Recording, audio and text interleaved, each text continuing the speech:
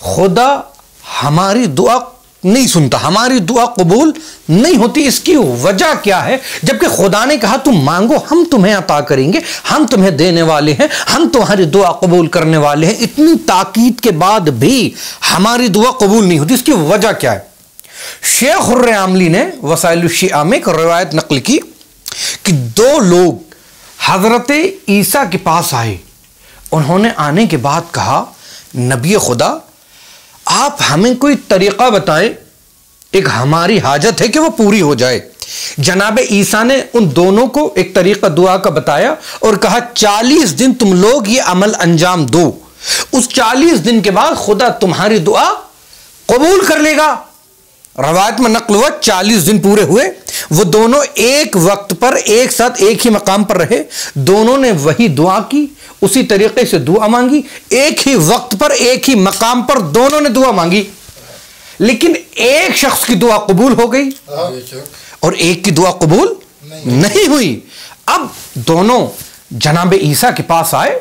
एक शख्स ने आने के बाद कहा, नबी खुदा आपका शुक्रिया कि जो आपने तरीका बताया था मेरी दुआ कबूल हो गई। दूसरे ने कहा, नबी खुदा मेरी दुआ कबूल नहीं हुई। एक मर्तबा हजरत ईसा ने दोनों हाथों को बुलंद किया, परवरदिगार क्या मसला है? एक शख्स की दुआ कबूल हो गई और दूसरे की दुआ कबूल नहीं हुई। आवाज कुदरत आई, खुदा ने वही की, ईसा इस शख्स से कह दो इसे तुम पर यकीन नहीं था।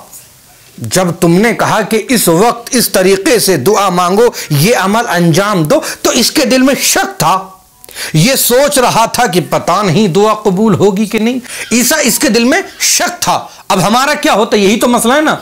अगर किसी से कहा जाए ज़ियारत आशूरा पढ़ लीजिए आपकी तमाम मुश्किलात हल हो जाएंगी, तो इंसान क्या सोचता है? एक ज़ियारत आशूरा से हमारी मुश्किलात आसान हो जाएंगी।